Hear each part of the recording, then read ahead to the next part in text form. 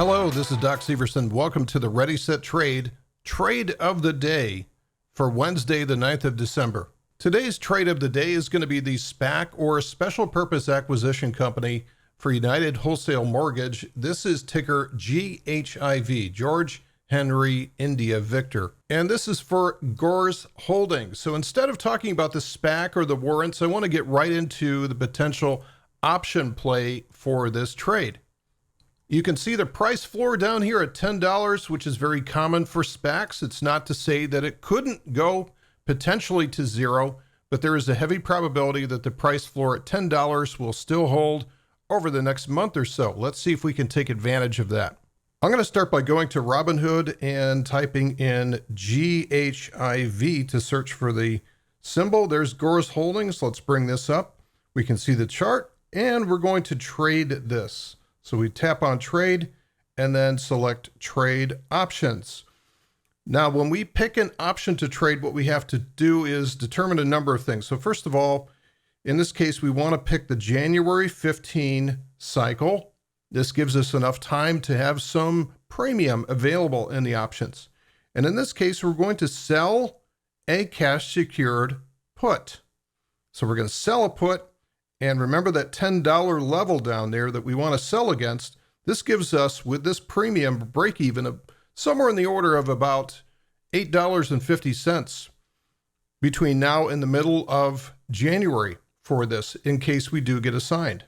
Now, how many contracts you should select depends on how much capital that you have. Typically, I run a 10-to-1 capital ratio for this. So in other words, if we wanted to sell one contract, we have to have at least a $10,000 account. We should also try to negotiate a limit price that is in between the bid and the ask. And right now, Robinhood's trying to do that for us. We'll see what we can get filled for. More than likely, it's going to be somewhere around the $1.55 level. And then we can review that trade and submit it. Let's go back to the chart.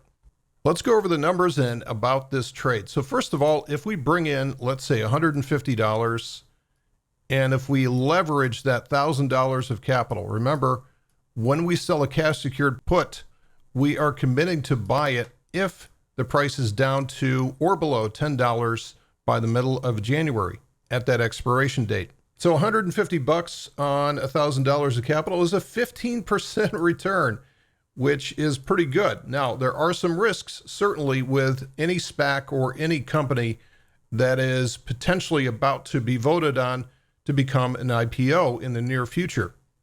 So understand that anything could happen, even breaking the price floor, but we do have, in this case, a break-even point of about $850 or $8.50 a share. After we enter this trade with the cash secured put, if the price goes higher, we will let that put expire come middle of January, and we earn our $150. We get to keep that. Remember that $150 goes to us right at the entrance to the trade, right on day one. Option 2 is if the price just goes sideways into expiration. Again, we keep our $150. We don't do anything when it comes to expiration.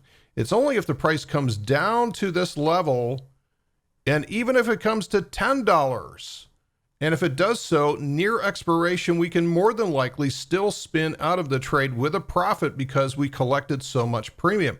Again, our break even at expiration is going to be around $8.50 a share. So unless something bad happens to the merger, we have all sorts of possibilities of making money with this potential trade and even some downside protection on it. Again, this is called a cash secured put. I'm Doc Severson. That is today's trade of the day. We'll see you in the next one.